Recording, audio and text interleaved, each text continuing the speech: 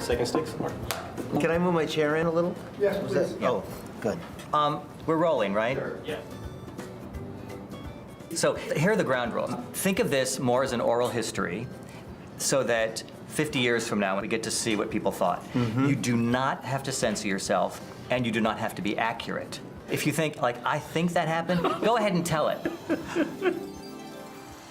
So as we start, here we are sitting in historic Sardes, which most of the world thinks of as the center of our little Broadway world that we all work in.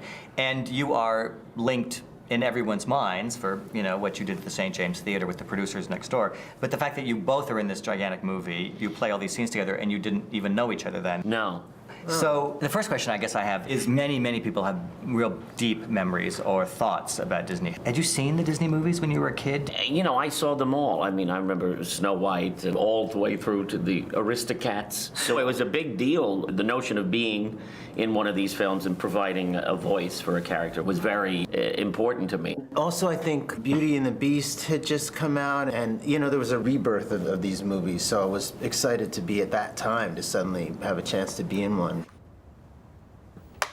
Matthew was a big movie star. He didn't have to audition, but Ernie Sabella and I actually auditioned. I remember at the time it was then still called King of the Jungle. Yeah. Each of you came to it in a different way, although actually neither one of you were cast in this for what you ultimately did in the movie. In your case, originally we wanted you for Zazu, and you had been recorded, and everyone said, Roger Allers, who directed the movie with Rob Minkoff, said, I have found the perfect Zazu. And the other co-director at the time didn't like it at all. I don't even remember the part about the bird. The bird?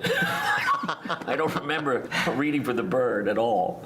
So then, Roger Allers wanted you back to audition for the Hyenas, and you came with Ernie Sabella. Yeah. Ernie went in and read, and then he came out, and then I was going to go in and read, and I said, would you mind if Ernie read with me, since, you know, it was 3 people talking. So he came in, and we improvised a little, and then... And then the decision was, we clearly had misthought the whole thing, and you were Timon and Pumbaa.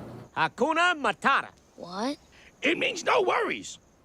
November of 1990 was when we started on the movie. Wow. And I was the first producer on it, and I was given this kind of dog of a movie. It didn't have any music. Scar was a baboon. It was a war between lions and baboons. Your two characters grew up together, and there was a child version of Timon in the earliest version of King in the Jungle. But we cast you because of Ferris Bueller.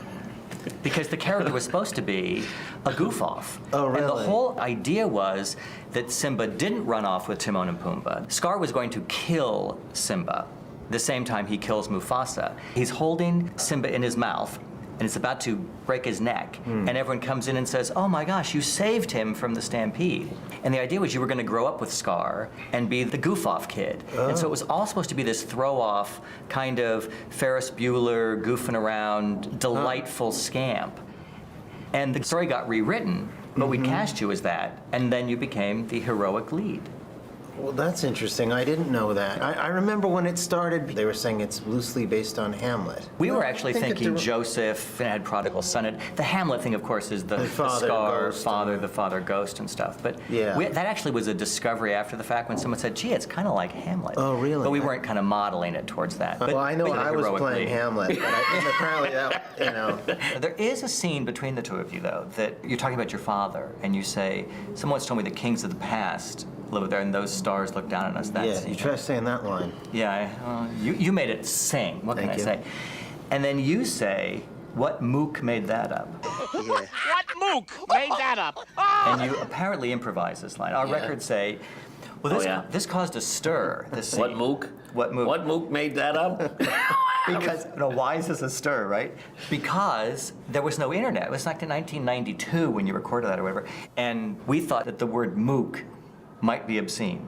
Might be obscene? Mook? Yeah. What would mook mean? Does it? We didn't know. You know, like a jerk or... Kind of like a jerk. Yeah. Yeah. More aggressive than nebbish. And we had to go look it up and had a development executive researcher go off to make sure the scene could stay in the movie. Really? That's isn't What that mook made hilarious? that You know. And if you enter in Google today, what mook made that up, a picture of Timon comes up now. It's like a classic Disney line.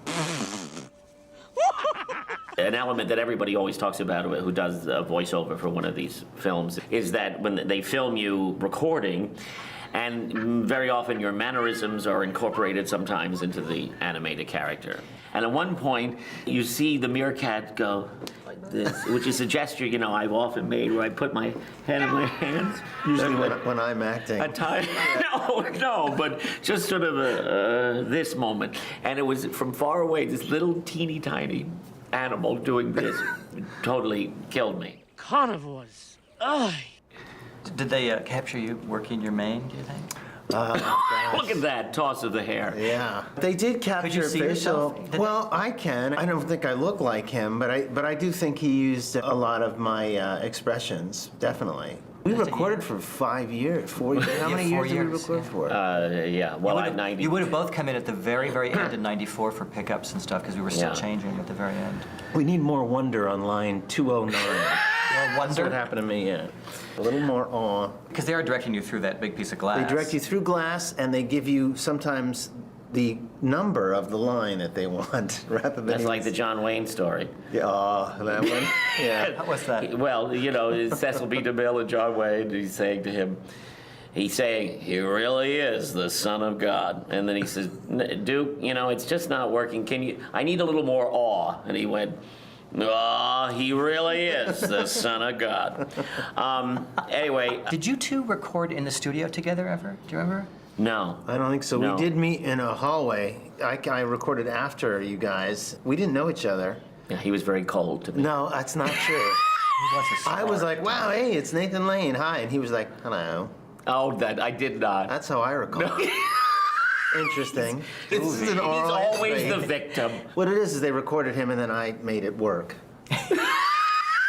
You saved essentially his weaker readings by making. Yeah, I raised it up, I guess, is what I mean. So our oral history has devolved. Knew that would end Yeah. this interview. Hey,